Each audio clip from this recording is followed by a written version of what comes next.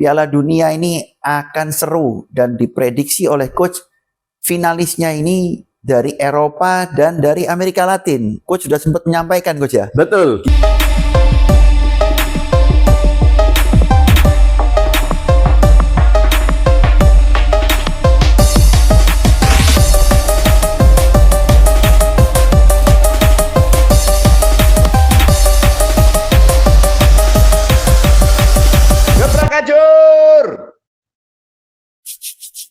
Assalamualaikum warahmatullahi wabarakatuh. Salam olahraga. Para gebraker semuanya, partai final akan tersaji dan kita akan kupas tuntas, bahas, menganalisis lebih mendalam bersama dengan coach idola kita, Coach Mama Haddad. Apa kabar, Coach? Sehat, Coach? Sehat, Bik. Alhamdulillah sehat, Coach.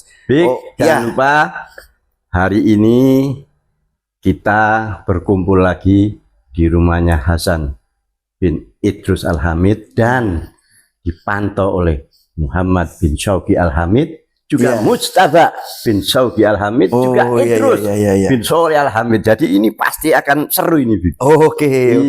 Siap, Coach. Oke, Coach, kita mulai pembicaraannya, Coach. Kita akan bahas secara umum dulu, Coach. Ini bagaimana nanti kira-kira jalannya pertandingan, Coach? Dua tim dengan cara bermain yang berbeda. Satu dengan gaya Eropa, satu lagi dengan gaya khas dari Amerika Latin. Kira-kira bagaimana, Coach, nantinya jalannya pertandingan, Coach? Big, ini pertandingan menurut saya yang paling menarik, yang paling ditunggu-tunggu oleh seluruh penggila, penggemar sepak bola di seluruh dunia. Iya. Dua tim Amerika Latin dan Eropa ditemukan. Dua tim yang sama-sama jagoan. Satu juara dunia tahun lalu, yang satu juara Eropa tahun lalu. Dan punya legend yang jempolan juga. Di Argentina ada Messi, di Spanyol ada Rodri yang dia juga menjadi pemain terbaik 2 tahun lalu. Ini akan terjadi adu kecerdikan, adu kepintaran. Amerika Latin lebih sebetulnya ini tipikal mainnya sama. Artinya dia main bola-bola pendek, sama-sama bola-bola pendek merapat. Cuman Amerika Latin ini lebih mengandalkan 1-2 individual pemain. Contoh Messi. Nah, ya kan. Nah, sementara Spanyol ini dia bermain secara tim, dia bermain kolektif, pertahanannya solid, penyerangannya juga bagus. Di sini nanti bagaimana Messi dan kawan-kawan ini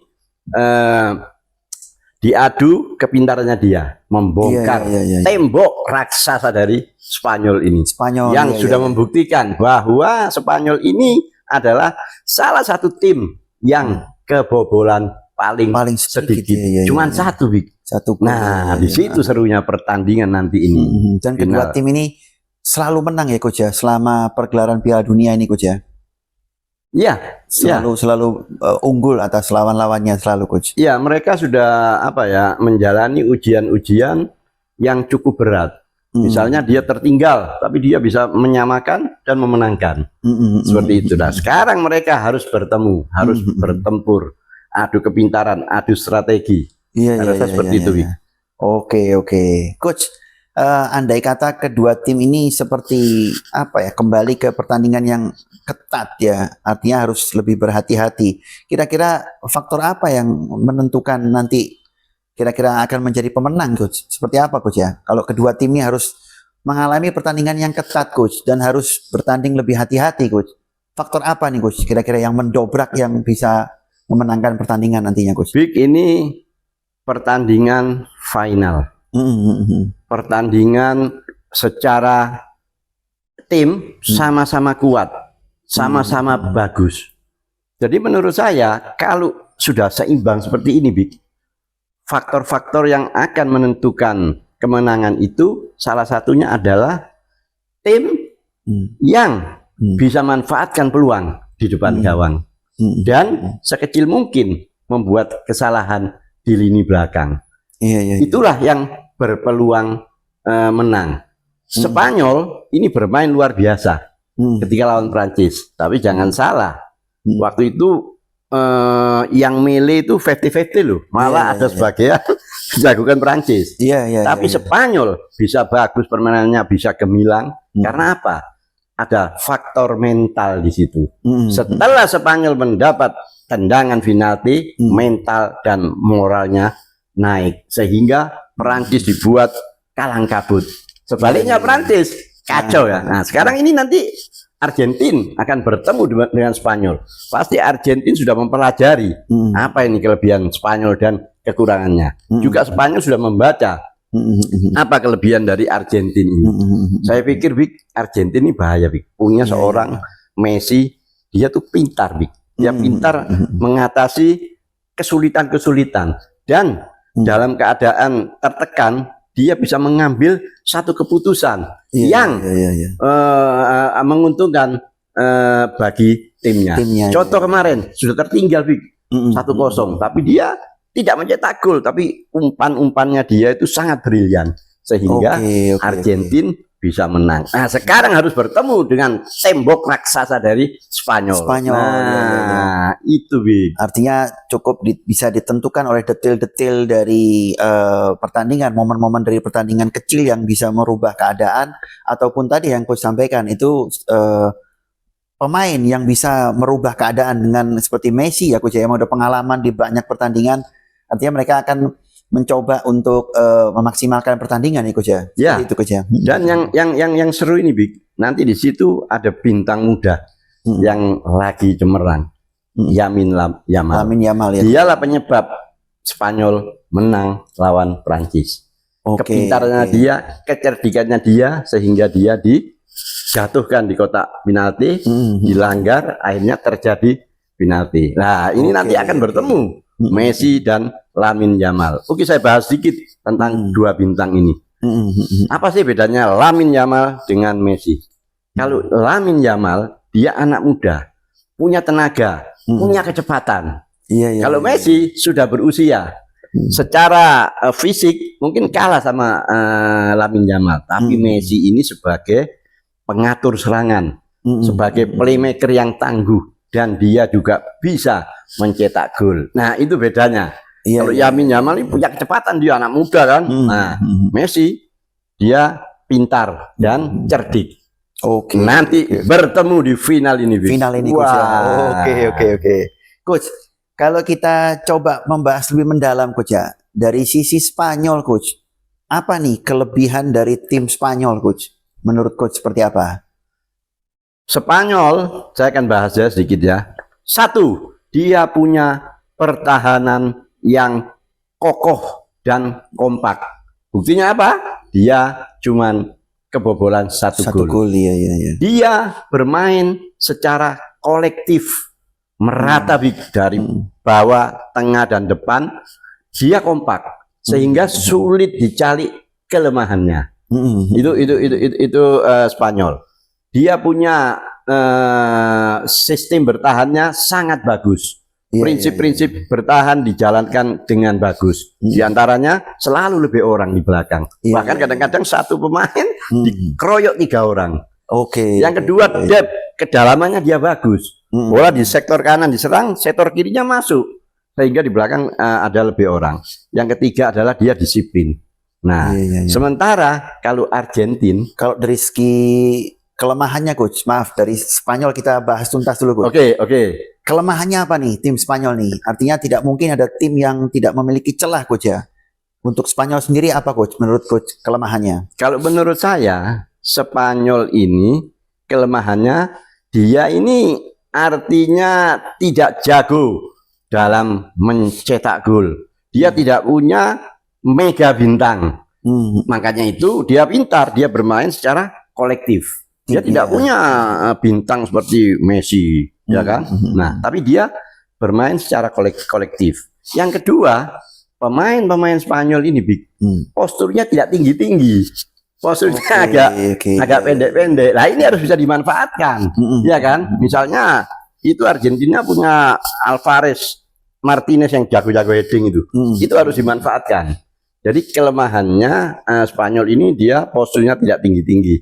Oleh karena itu dia main bola-bola pendek ya, Coach. bawah merapat berubah-ubah arah. Oke. Nah, dan Argentina punya penembak jitu. Salah satunya adalah Messi. Itu perbedaannya, Bik. Jadi dalam menyerang pun dia juga jarang long pass ya, dari samping cenderung cutback atau bola-bola rendah bawah ya, Coach ya. Bola-bola pendek cepat berubah-ubah arah. Beda dengan Inggris. Kalau Inggris dia seneng kombinasi bola-bola pendek dan bola-bola panjang. Kalau dulu dibilang kick and rush, tanda lari, itu Inggris. Oke. Kalau Argentina hampir sama Spanyol ini, dia main bola-bola pendek merapat. Oke, Coach. Nah, sekarang kita bahas dari sisi Argentina, Coach. Apa kelebihannya dari tim Argentina ini, Coach? Argentina kelebihannya adalah dia tenang. Tenang artinya apa? Ketika tertinggal, dia tidak emosional, dia tidak gugup, karena mungkin salah satunya ada Messi di situ. Jadi ketika tertinggal, lawan Mesir tertinggal, lawan itu Verde juga kebobolan duluan, tapi bisa membalas, termasuk lawan Swiss. Argentina punya mental juara. Dia karena sering juara, ada beberapa pemain bintang, dia punya mental juara, sehingga dia bisa mengendalikan permainan, tidak gugup, tidak emosional. Itulah tim Argentina, Bi. Artinya bisa dibilang ini peran para seniornya juga, Coach ya. Selain Messi juga mungkin kita bahas para kapten nih, Coach. Juga menarik juga nih, Coach. Seorang Rodri yang juga senior dan cukup banyak pengalamannya, terutama untuk partai-partai final seperti ini, dan juga Messi, Coach ya. Seorang legend. Menurut Coach seperti apa nih peran para kapten nih, Coach? Baik dari Spanyol maupun Argentina, Coach. Saya pikir keduanya ini sudah bisa diacungi jempol. Rodri ini juga pernah jadi pemain terbaik. Sementara Messi udah dikenal dia seorang pemimpin di lapangan yang tangguh, ya kan. Nah, sekarang gimana peran pelatih, Bi? Peran pelatih nanti yang bisa menentukan siapa yang menang, ya kan. Contoh Inggris itu sebetulnya bagus mainnya, dia mencetak gol duluan, ya kan. Tapi kurang 30 menit atlet semua mundur ke belakang, memberi kesempatan lawan untuk menyerang, akhirnya kebobolan 2. Nah, jadi peran pelatih di dalam pertandingan besar seperti ini sangat menentukan.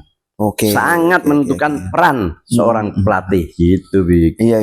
Termasuk strategi bermainnya. Apakah dia retreat dulu baru menyerang, atau dia langsung pressure di attacking third.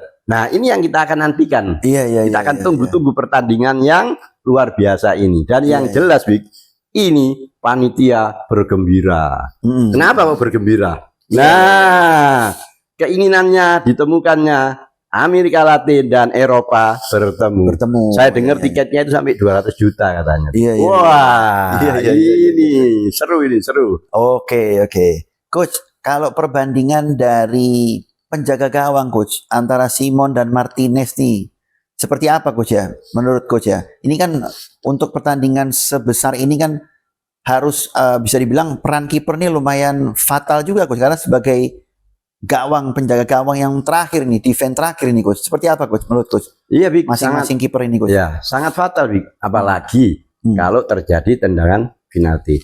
Kita tahu Simon menjadi pahlawan ketika pertandingan lawan Prancis. Dia bermain luar biasa sehingga peran Spanyol terhindar dari kekalahan. Sementara kiper Martinez Argentina ini juga dia orangnya itu tenang, Bik. Dia pinter baca bola. Dia kapan keluar, dia kapan tidak keluar, dia tahu. Tapi ada tapinya. Argentina ini juga sering kebobolan. Dia memasukkan, tapi dia juga kebobolan. Beda dengan Spanyol. Spanyol ini kebobolan 1. Artinya, secara teori Simon lebih di atas kalau secara teori, tapi bukan berarti jaminan kalau gitu Spanyol menang. Tidak, bukan begitu. Sepak bola bukan begitu. Sepak bola itu multi kompleks karena ada adu taktik, ada adu strategi. Seperti itu menurut saya, Bik. Artinya walaupun seorang kiper itu secara kualitas itu baik, tapi kembali lagi kepada sistem pertahanan ya Coach ya. Memang sistem pertahanannya yang ada celah di mana bisa ada peluang untuk tim lawan, ya seperti Martinez juga akan banyak kemasukan juga Coach ya. Seperti itu Coach ya. Ya, pasti Bik, pasti Bik. Karena ini permainan tim. Tidak bisa mengandalkan satu orang saja. Iya. Simon bagus, tapi kalau organisasi pertahanannya tidak bagus, tight markingnya tidak jalan, depth kedalamannya tidak jalan, dan tidak kompak, maka bisa saja kebobolan. Artinya apalagi kiper bagus pun akan sulit ya Coach ya. Iya, apalagi nih ada Messi, ada Alvarez, ada Martinez. Ini betul-betul kerja keras seorang kiper nanti ini, Bik. Oke, Coach. Kita diskusi tadi, Coach sempat menyebutkan Lamine Yamal ya, Coach ya. Lamine Yamal kan mengidolakan Messi, Coach. Ternyata sekarang nih harus bertemu di lapangan, Coach. Nah itu bagaimana kira-kira menurut Coach seperti apa ya? Seseorang yang anak muda nih mengidolakan seorang pemain dan ternyata menjadi lawannya, Coach, di partai final, Coach. Seperti apa Coach ya? Ini adalah pertandingan Piala Dunia. Mempertaruhkan nama besar bangsa dan negara. Di sepak bola itu kalau sudah di lapangan, jangankan orang lain atau guru, ayah pun atau saudara pun, kalau sudah di lapangan ya dihancurkan dalam artian bukan berarti dihancurkan dipukuli, dihancurkan dalam permainan. Artinya ya harus dikalahkan karena punya tanggung jawab terhadap tim, terhadap supporter, bangsa dan negara. Nah, di sini nanti serunya, Bik. Serunya tuh di sini. Lamine Yamal ini punya kecepatan, bahaya ini anak, iya kan? Sementara Messi cerdik, pintar mengatur irama permainan, iya kan? Nah, ini nanti serunya di sini. Coach, peran pemain muda, Coach, dari Argentina ini ada Julian Alvarez, Coach, yang lagi hot-hotnya naik daun ini, Coach. Sering dibicarakan juga akhir-akhir ini, Coach. Dan juga bertemu dengan Cubarsi, Coach. Juga pemain muda yang bertalenta ini, Coach. Kira-kira bagaimana Coach antara pemain muda ini yang harus berhadapan, satu posisi penyerang Alvarez, satu posisi defense Coach Cubarsi. Menurut Coach seperti apa Coach pertemuan keduanya nanti Coach? Ini juga tidak kalah menariknya. Yang satu cepat, punya tembakan-tembakan berbahaya, yang Alvarez ini. Sementara yang Cubarsi ini, dia tembok di belakang yang paling kokoh dan dia termasuk salah satu calon pemain terbaik. Ini akan bertemu, Bik. Nah, ya kan? Dan pasti sudah dipikirkan bagaimana menghadapi Alvarez ini. Cubarsi ini orangnya dingin, tenang, dan dia sebagai jenderal lapangan lini belakang yang bisa mengatur organisasi pertahanan. Jadi kembali lagi, jangan beri kesempatan Alvarez. Matikan Messi kalau mau menang. Kalau Messi sudah dimatikan, Alvarez dikasih kesempatan, hati-hati. Gawang Spanyol berbahaya. Walaupun ada tembok Cubarsi itu tadi. Itu Bik. Cubarsi juga pasti sudah berpikir ini bagaimana mematikan Alvarez dan Messi. Itu. Tapi jangan lupa Spanyol adalah tembok terbaik saat ini karena hanya kebobolan satu gol. Nah, itu Bik. Oke. Para gebraker semuanya, Coach saya masih ingat Coach beberapa momen terutama sebelum Piala Dunia ya, tapi walaupun di dalam Piala Dunia Coach juga sempat mengingatkan kembali. Saya bisa salah loh ya. Ini gelaran Piala Dunia. Piala Dunia itu akan menarik kalau yang final nanti itu dua tim, syukur-syukur bisa Amerika dan Eropa. Dan di situ gimana Gus? Betul, bisa memprediksi ternyata sekarang terjadi nih Gus antara salah satu tim dari Amerika Latin dan tim dari Eropa yang harus berhadapan di partai final Gus. Bagaimana Gus? Waktu itu bahkan sebelum Piala Dunia dimulai saya sudah hitung itu. Wah, ini Amerika Latin ini ada Argentina, ada Brazil, ya kan?